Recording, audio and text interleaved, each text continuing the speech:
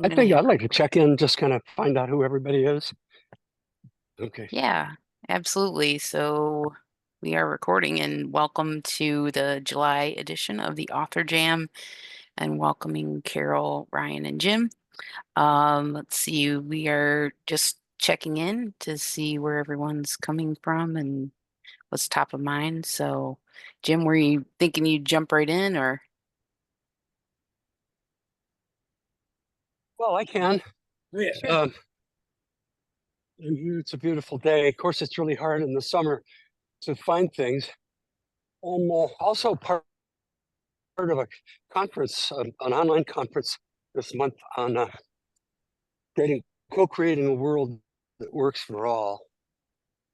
And so I'm going to be putting out some proposals for that. It's just basically an open space. And so I'm thinking about that and wanting to be great to connect with new people and share them with share some of the ideas we've got with using the Wisdom Council process. So that's one thing, and the other thing is that I lost my wallet this morning, or actually last night. And what do you do when you lose your wallet? I'm not sure. So that's on my mind too. It's We're doing I'm here, a but thank you all. I'm walking. It's Yeah. thanks, Pardon me Jim. for walking, but it really makes it easy for me to come to the session. Thank you. Well, Welcome. yeah, I'll, welcome. I'll That's go. unfortunate. I was just going to say Yeah. that's unfortunate, and usually I'm wrecking my brain to think what is all the things I had in the wall. Like, Yeah, right. Yeah. At least you didn't lose your phone. Yeah, I know. I just found out last night. Actually, it was last night when I lost it. I found out I can go to a takeout place and use my phone for paying. Well, I hadn't really put that together yet. So Unintended consequence. so sorry, Ryan. I didn't mean to No, interrupt you. that I wanted to check in because A, I hadn't met Jim yet, and he kind of expressed a desire to kind of connect with people he hadn't known. I'm guessing he knows both of you and is not familiar with me. My name is Ryan Erickson. I am here under the auspices of a book I'm writing and a process I'm investigating called the Purple Squirrel Cafe, which is a hosting blend of a process and method uh, designed to produce togethering in a place of dangerous conversation. So that's the theme. And I am also engaged with the co-creating future that oh, I okay. forget the name of the concert. I'm also in the conference under the theme that I'm currently working on a book for, The Music of Work, and organizational musicianship as a way of being, a practice as a way of being. Dave, you watch this, Yeah. and musicianship as a system of doing. So those kinds of things. That's what I'm in. I'm hosting a couple things actually today. This is July 11th, 2024, and am present with the presentation that I've been crafting over a month that has gone through 3 or 4 different iterations, and that I am more than willing to improvise with this afternoon.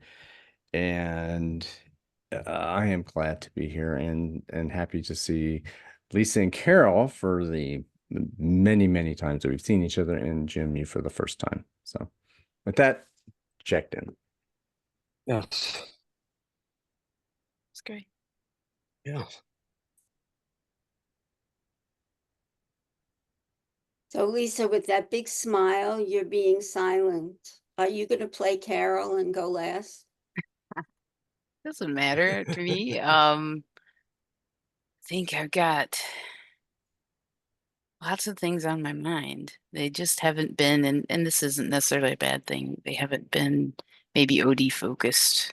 It's been family focused and such. So Yeah. being back home and seeing my parents and unfortunately I have a my oldest pup is got some health issues. So just, you know, spend some downtime. Um and I think needed to just be there. So it's kind of where I'm at right now. But I always loved coming to the author jam because you always bring things up that I'm like, oh yeah, I should do more with that. I should think more about that. So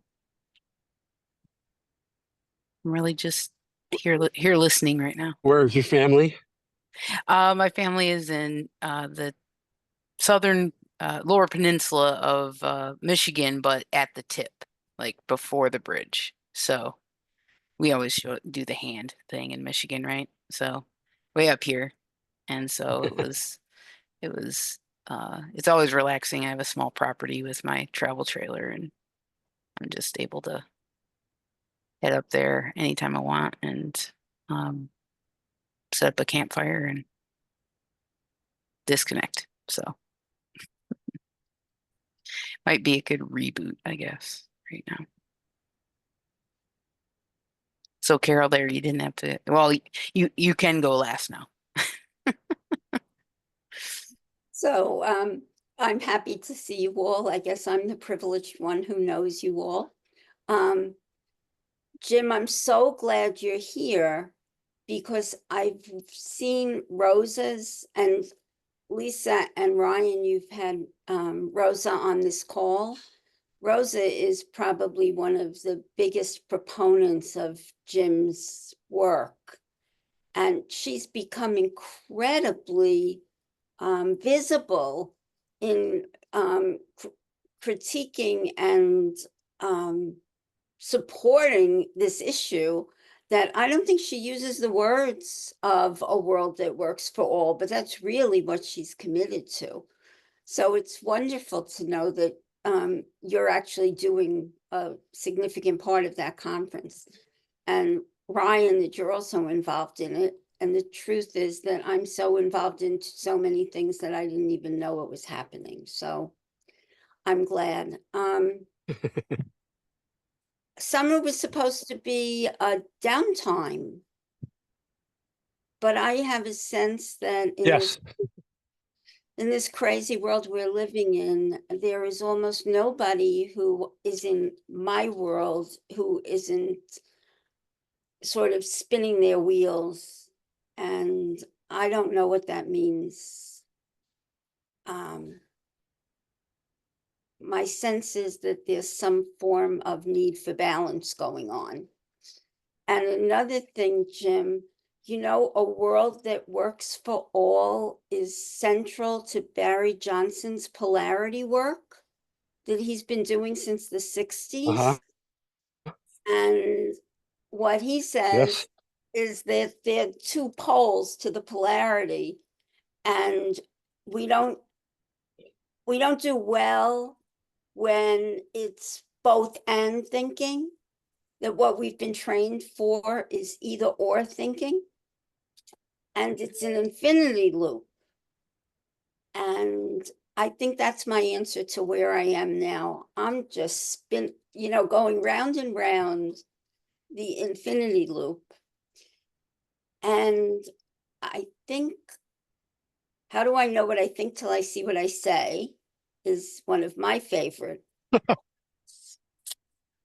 And I've been very absorbed in the last couple of days writing a blog post for an Action Research Plus website that you might or might not know about. Hillary Bradbury, who's really one of the key people in the action research world, has started these podcasts.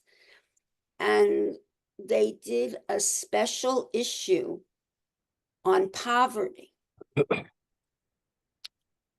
And when I think of a world that works for all, I think of the major wicked problems of income, the social part, education, climate, and how do we take a positive perspective on that? But the special issue was so relevant to me because it's not only focused on the articles, which are individually interesting, but the group in the process of doing action research that is so against the norms of the academy. Because you involve everybody, you can't do it as it's at a distance objectively. It's primarily in first person. And in the world of poverty, what they're saying is if you don't include the people who have the lived experience of poverty, you can't do good research. And that to me is a provocative question if you're willing to take it on. Otherwise, I'm open to anything we want to talk about.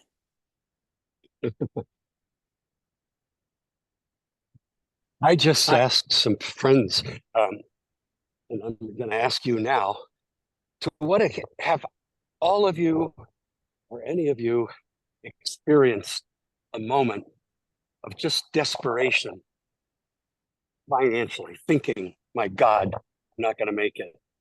And how do I get out of this mess? And practically everybody I've talked to has been there.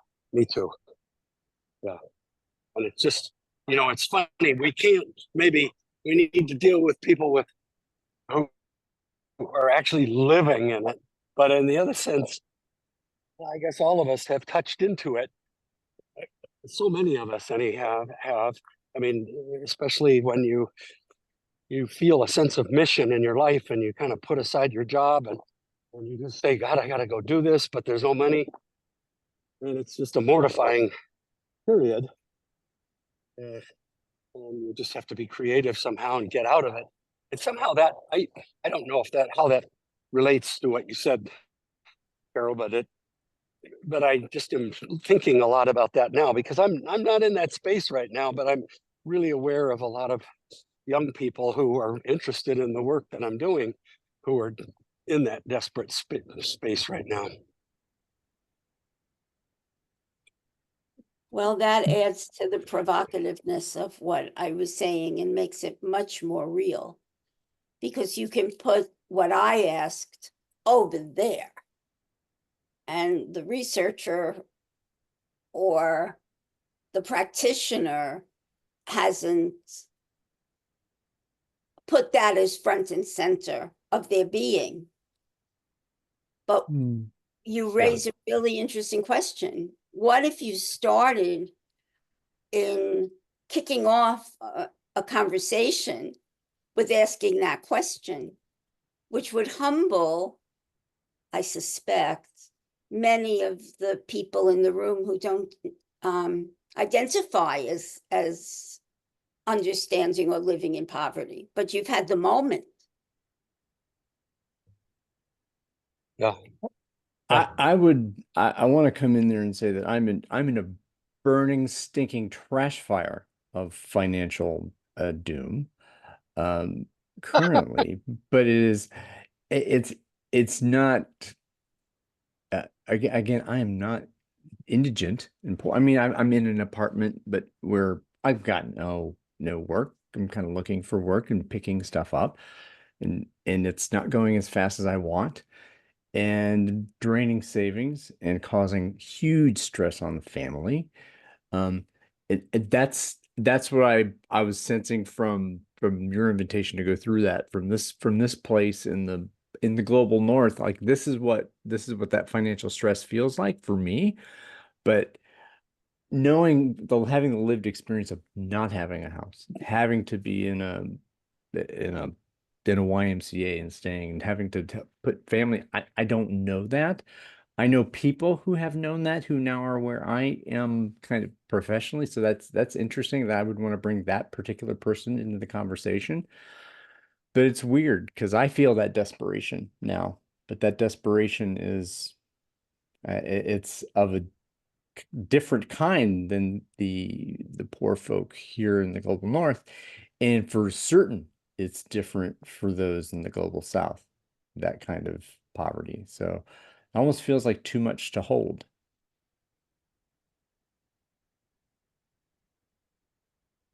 Well, is that it's one thing to gather people into a representative group,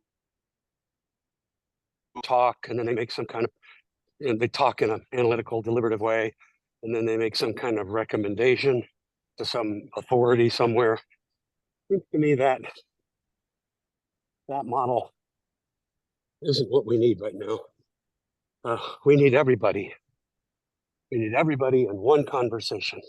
And it needs to be a conversation of very high quality where we're all respecting one another and speaking what's best for the total community.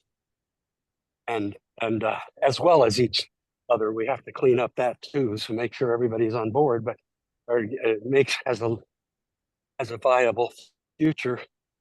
But is the public more and more solving all the individual problems out there is like dealing with the deck of the Titanic. And we're on the Titanic. We can all see the icebergs. We have to actually work together to co-create something different. And I think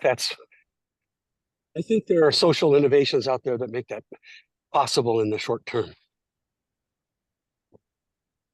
Talk more. What are those Well- social innovations? Well,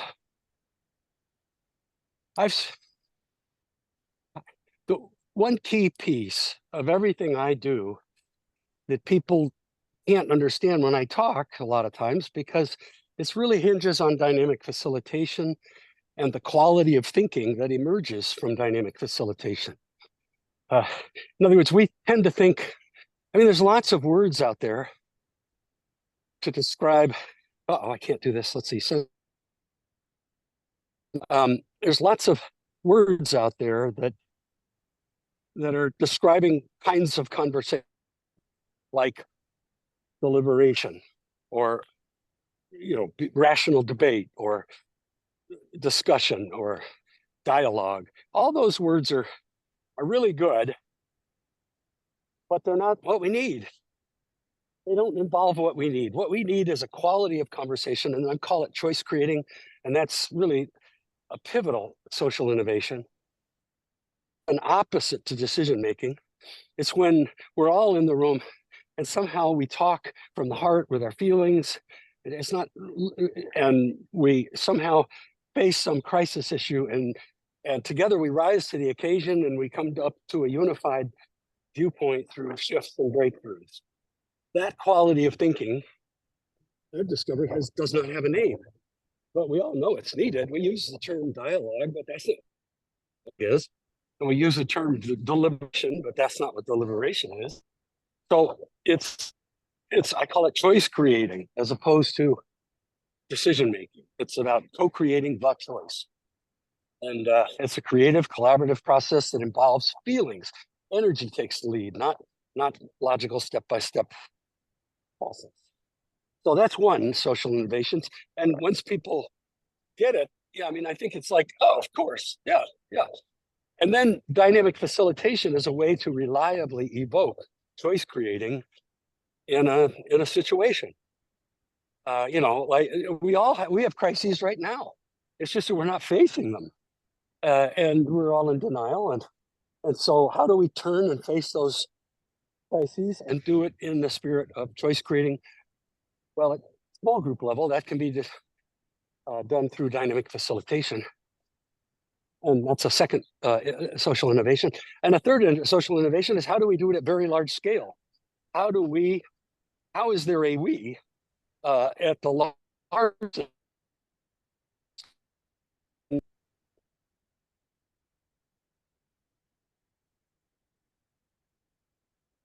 all these different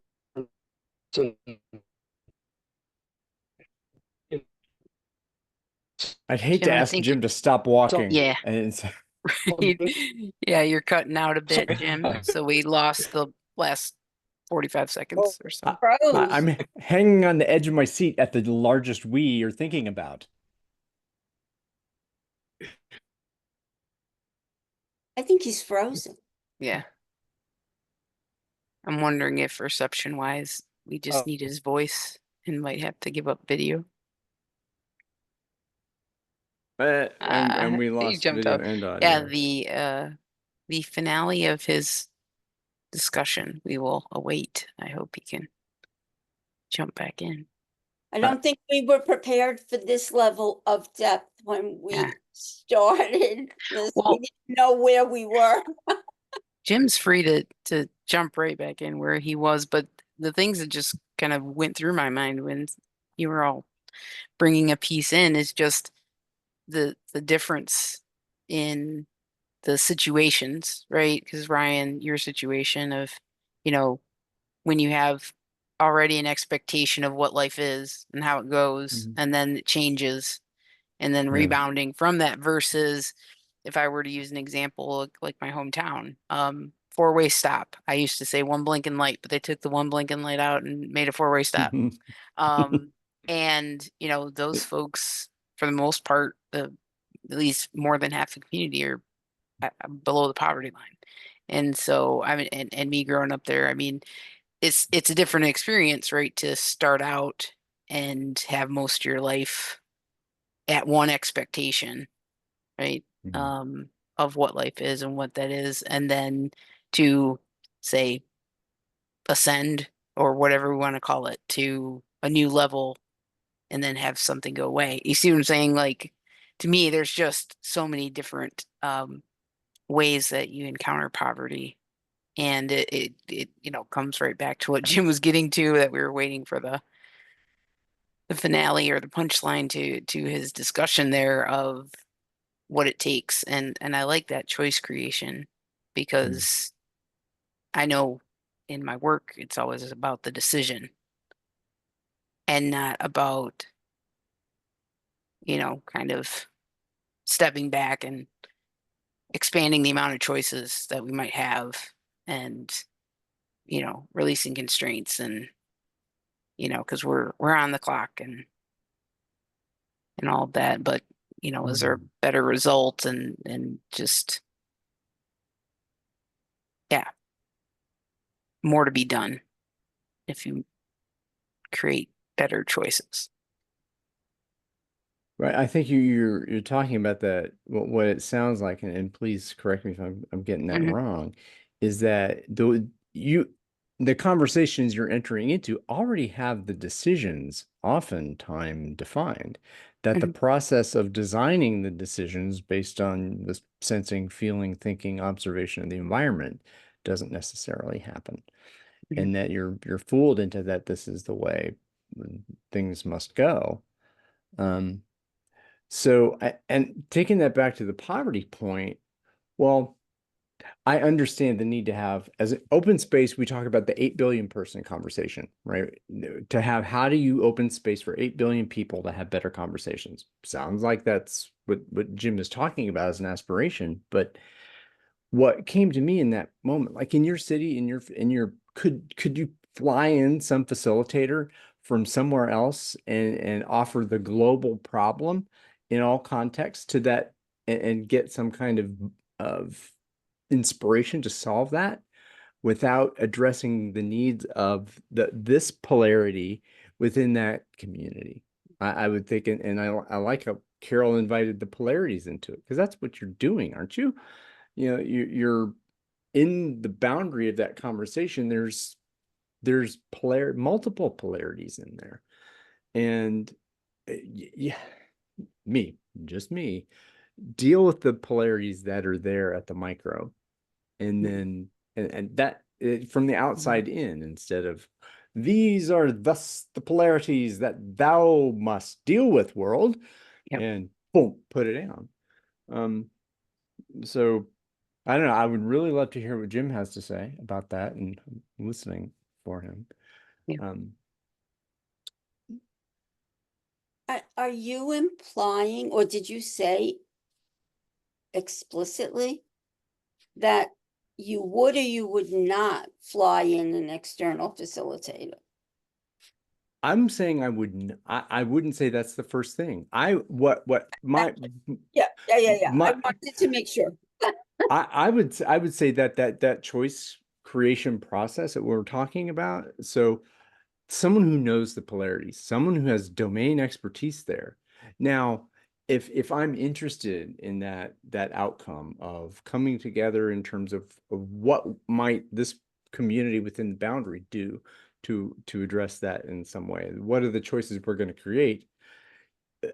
An experienced facilitator, I would choose someone in that community who has a desire also who has not only some kind of Mhm. authority in the community, Mhm. but who has a connection with people that I trust you, I know you, I like you, and I believe you are going to treat me with respect and dignity, and that you truly care about what's happening here. That you're not just flying in from, Paris or wherever, or New York Yeah. into, Kigali to do something like that. So yes, I'm talking about no. Don't fly in $1,000, an hour person. Have a conversation with someone in the community and show them the tools that they can use to convene that conversation and at a level of quality and depth that needs to happen. Well, in less than 5 minutes, you did what this whole special issue did. I mean, that's the sum of it. It's pretty presumptuous the way it's interestingly, so you said you're not thinking about OD, but in what you just said, you're in the heart of OD, aren't you?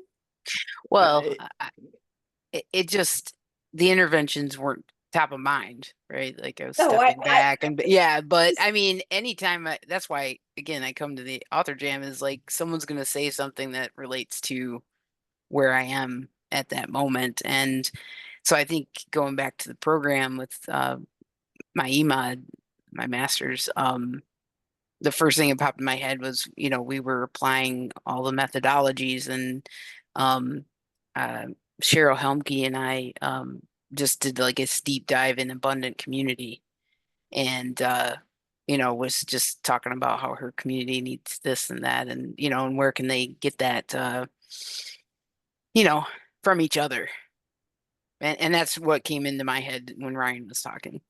So yeah, I mean that to me, that type of concepts would it would have to be done that way. To your point, Ryan, you can't, I could never see someone flying in and there being that respect versus somebody who's, say, grown up there and knows the lay of the land, so to speak, and just have more traction right out of the gate.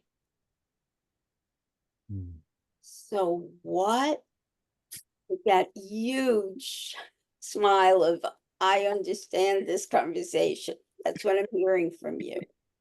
Yeah, I mean, I'm, you know, I guess coming from a different perspective, but yeah, sure. But what's Absolutely. abundant? I mean, you said you dove deeply into abundance. Well, the method abundant community, that Yes. particular method. Yeah. So, I mean, I won't say we dove into the specifics of, say, how it's done, but just the possibilities of, you know, um, being able to rely on each other in your community for the things that you need, right? And I think that a lot of small towns, that's really what they do, right? And there's almost a you could say at some points like even a barter, right? When it's not about money, and it's about, can you fix my plumbing, and I can patch your roof, and you know that kind of thing, and being able to serve each other's needs, such. So, but it makes me want to go back to it and look at it again. Because you had such a sore spot for me about, coming from different perspectives. Hmm. I come from an urban city, right? That's where my Yeah. life, and then in a well-educated environment, as we all have admitted to, Hmm. coming out of whatever it was to this environment. Hmm. And I find myself in South Africa. Hmm. And Yeah. what you said, Brian, about Global South. And I walk down the streets of Manhattan and look at very gray faces, right? It's a tough life that people are living there, except for the ones in the chauffeur-driven cars and the ones you see on television. But to survive in big cities these days, even when I was, 25 years younger, it was a challenge. Yep. And then I go to South Africa, and in kindergarten, they're teaching children how to wash their hands Mhm. because that's not part of their habitual life. Mhm. They don't have running water. Right. But they have unbelievable smiles on their faces and respect for their elders. Mhm. And it was such, I mean, it absolutely changed my whole life. Mhm. Perception, activities. Most people don't know that part of me, right? Because that's not what we live in. And yet, I would imagine every single one of them has an answer to Jim's question, but they probably didn't come out of it. They're still in it. Hmm. And yet,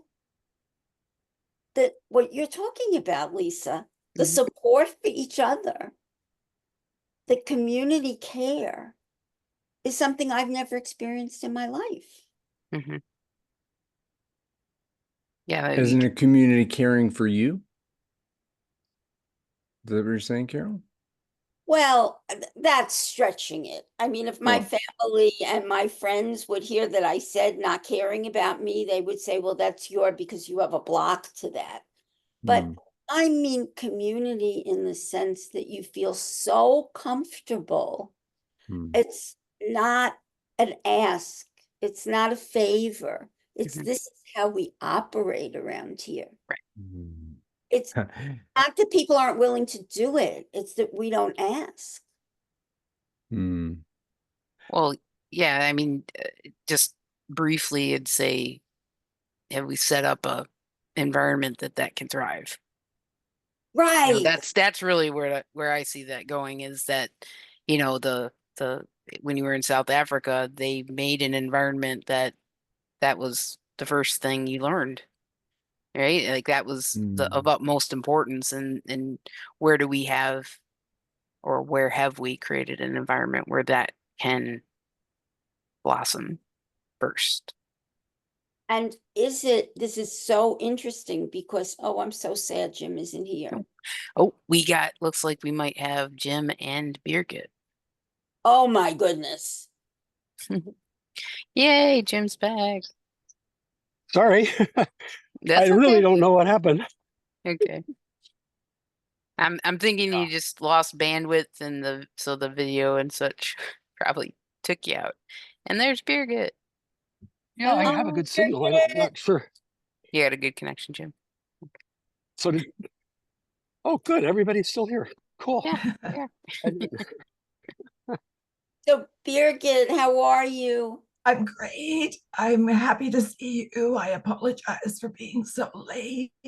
We recently had that holistic organizational development workshop in the Netherlands, and it was just amazing. And I think in Europe, they're much more happy to embrace holistic organizational development. And this one fellow from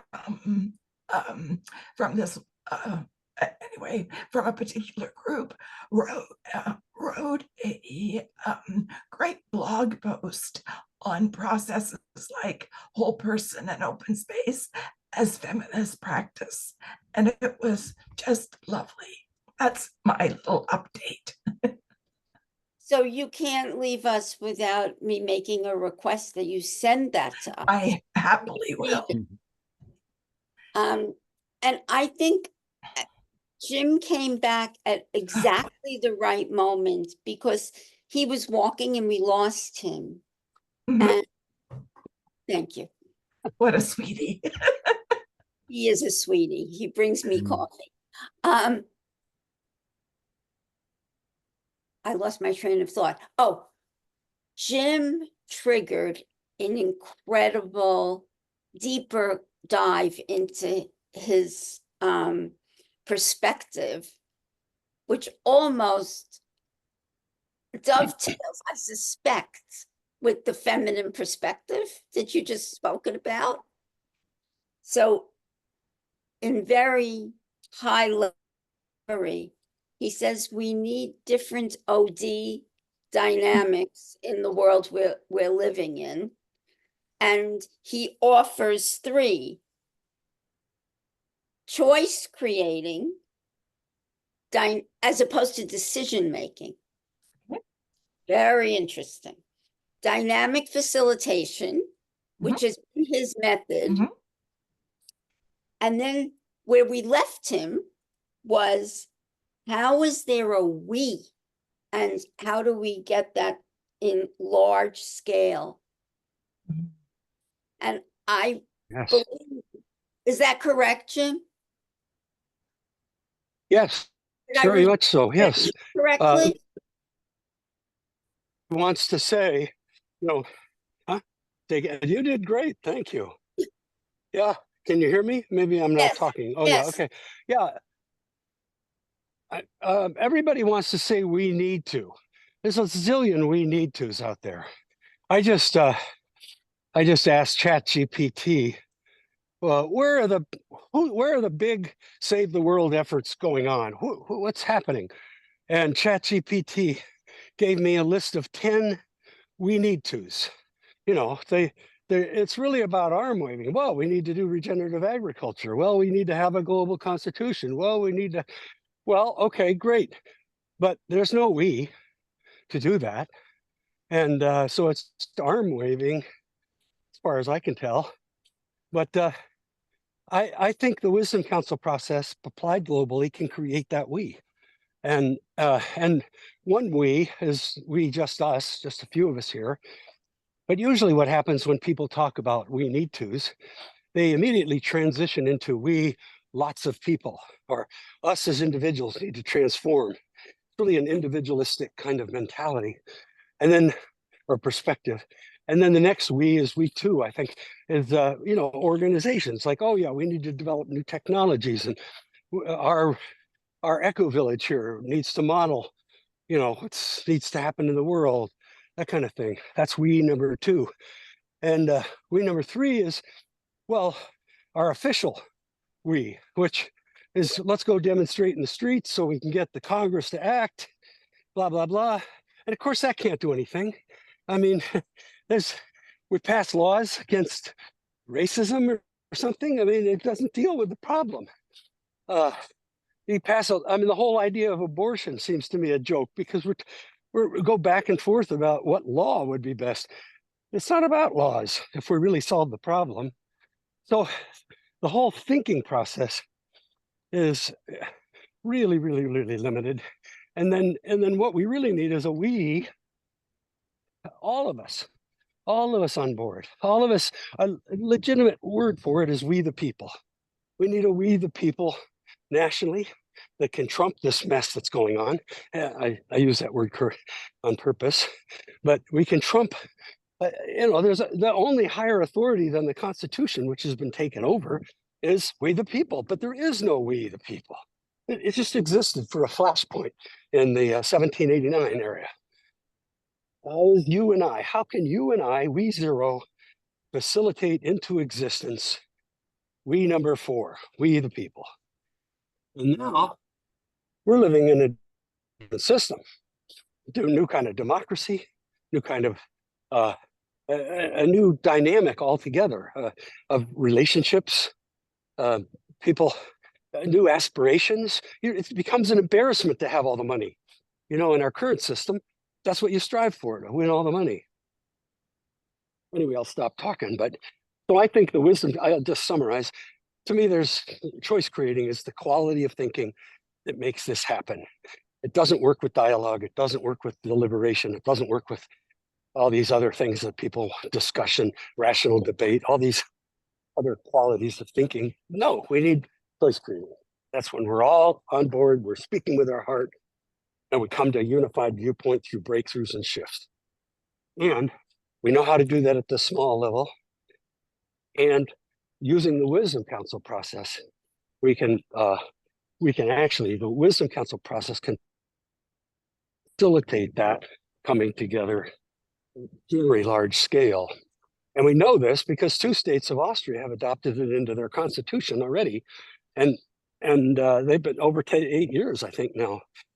So it's a viable approach. And I'm going to talk about it actually next Tuesday at this conference thing. I'll invite you all to the link, and hopefully you'll help me polish it.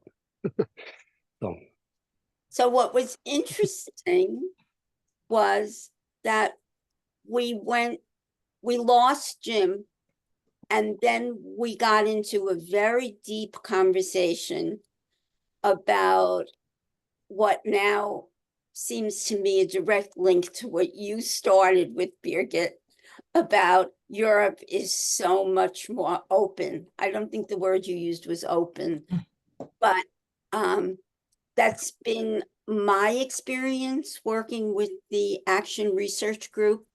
The people in the Netherlands are so ahead of anybody I know in the States. But we talked about how abundance and community doesn't need or is a strange perspective from the Western view. And I talked about South Africa and how people who have much, much less are much happier in an odd way from their internal perspective. And that triggers my asking you if you want to come into this conversation more with this idea of outside the US generating some sense of hope that there is a different way.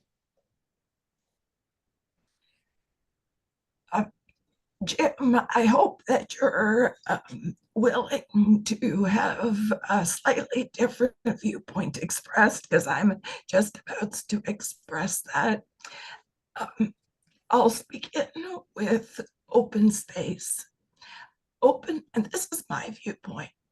Open space wouldn't work if there wasn't already the natural flow with open space in the universe and on planet Earth. It exists. So people are amazing. And I believe deeply in this big we separation. I believe in this big we. Your Wisdom Council's work or processes we use work because this we already exists. None of us are creating the we. It exists. We're just kind of playing with it a bit, tickling it a bit so it can show up. And so that's all that I would have to add. I really personally veer away from a US-centric perspective because I don't find it very helpful to be in that perspective. I find it helpful to be in a broader perspective than that. So I think your efforts towards promoting a we are great. I come at it from a different place. One of the five core beliefs that we have in Genuine Contact is that the blueprint for its own optimal health and balance or its own optimal wellness is in every organism. That applies to the individual. It applies to people in a team, in an organization, and it applies to us on planet Earth. And so I come at this from a different angle. I think we're tickling with like something that exists amongst us. That's it for me. Well, there's no question that what you're describing exists. It's just that what you're describing is not enough. We have to actually solve climate change. There has to be a we that can choose strategies, think through collective thinking process, and come up with answers that everyone supports. That's the problem, is that there's a lot of people out there wanting to elevate consciousness, which is great. Of course, we need that. And they want to have us recognize the consciousness in all beings and in the trees and in the planet Earth, of course. But all that doesn't do it. It doesn't do it. We are facing an existential crisis that requires collective consciousness, collective thinking. There's no collective thinking process in either our national context, nor is there in our global context.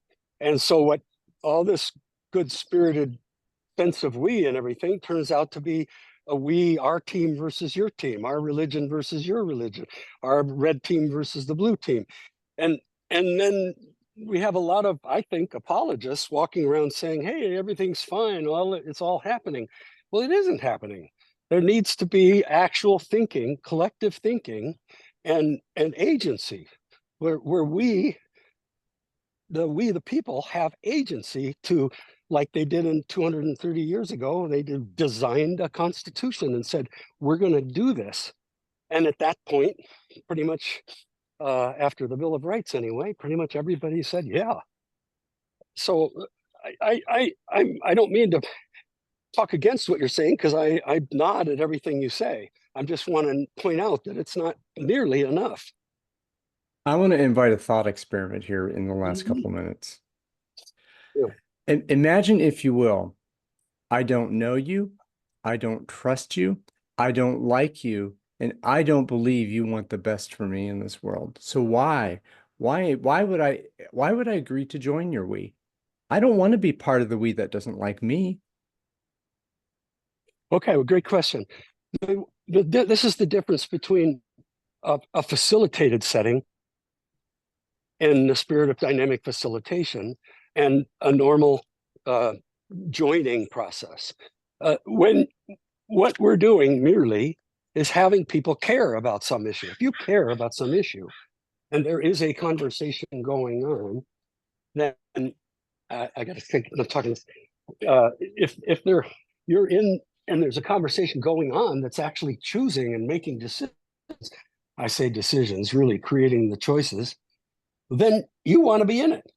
And even if you say that's a pile of crap, you're in it. We've got you.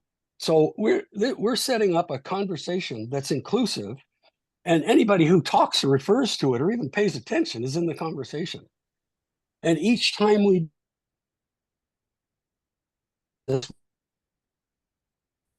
like just Each time we and they reach unified oh, you blocked. I didn't see it. Did you hear? Yeah. each time we what happens is that oh, well, okay, there's we 0, and then there's we 1, and we 2, we 3, we 4. We 0 is just us. You and I can create, you and I can co-facilitate an ongoing we the people globally. That's my position, is we can do that because all we need to do is randomly select people in a series, and those people gather and they address some issue that's monstrous, like climate change or drone warfare or something, and they reach unified conclusions. And we know that always happens because of the process. And those conclusions then are presented to the audience, and the audience is all of us. And then I'm getting a lot of things happening around me. And then but anyway, and then each time there's a larger audience. We set up maybe an audience with broadcast cameras and celebrities at first, so just so we draw more attention. And then the next time we have an audience of world leaders or something like that. But each wisdom council reaches a unified conclusions through shifts and breakthroughs, and they share their conclusions and they share their story of how they got there. And what happens is that everybody in the audience, not always, but most always, turns their chairs, they talk in small groups, and they say, yeah, why aren't we doing that? And so here's a way in a very short while to generate a collective vision of what's going on, what the truth is, not Fox News truth, not MSNBC truth, but a shared conclusion of truth, a shared conclusion of what we want, our values, and then a shared understanding of what strategy we want to go forward with. And then we're going to meet, there's another meeting, a different wisdom council in a month. And so what you're generating is this one global conversation that, and the wisdom councils merely generate the unanimity of this group, the unanimous perspectives. So anyway, that's the way it works. It isn't, we've got them, because if we just set this conversation up, we're not proposing this. We're proposing this to people who might give us money, and then we set it up. And then the idea is that we as a global community have to come together and co-create our understandings of what's going on, a sense of we the people, and we have to have choices actions that we're going to take to resolve the issues. Sorry, I was about to start talking and I was still on mute.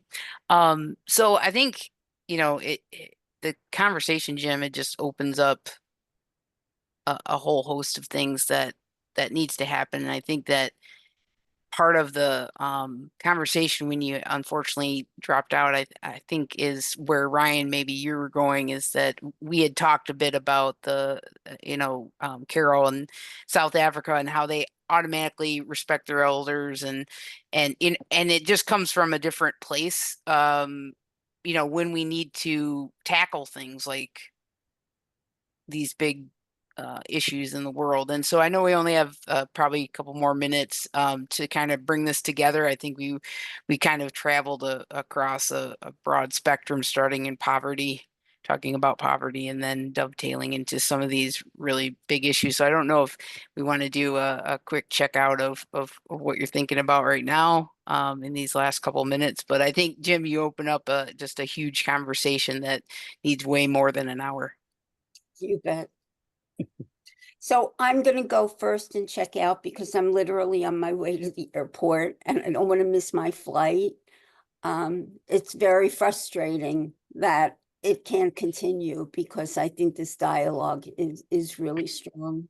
And Birgit, your coming at that moment couldn't have been better.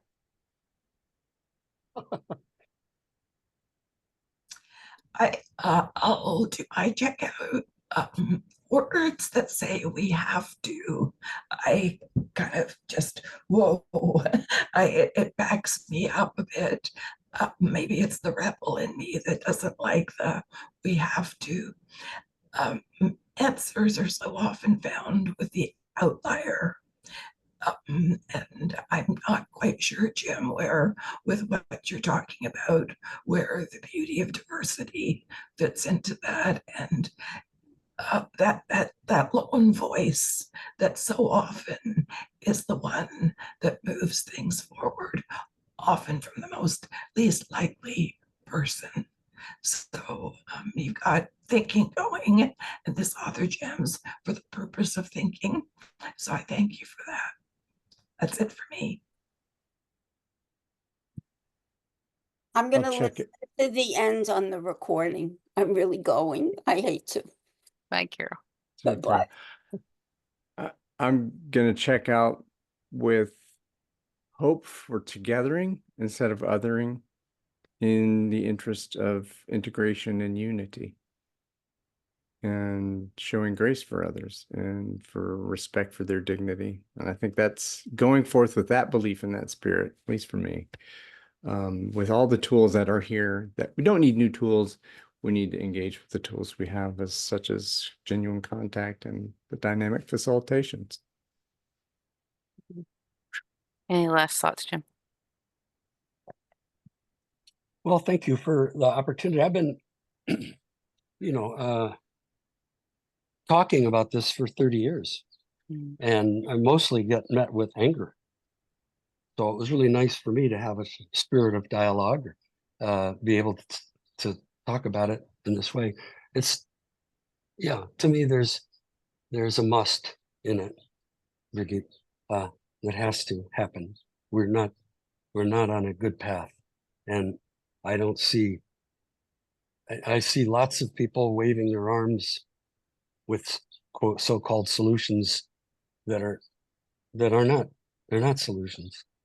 And so so anyway, what I'm appreciating about today is the chance to talk about what I'm working on for a long time, that usually meets anger or dismissal, and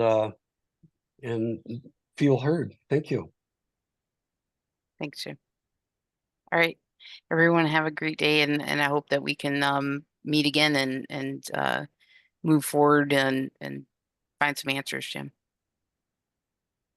Is that your checkout? Guys. Oh, my checkout was just all I probably should have just said when I started that. I mean, through all parts of the conversation, I got something that I want to think about, which is again, abundant community within my hometown. Thinking about some of the things that Jim talked about, interactions that are going to be happening in the coming months, both here in Ann Arbor, very liberal place, and versus very conservative place in my home. So, I mean, there's just a host of things to be thinking about, but I want to go forward, like you said, Ryan, with the gathering. Yeah, so that was my checkout. So it's good to see all of you, and I hope to see you next month. Okay, good. Thanks. Have a wonderful day. See you all.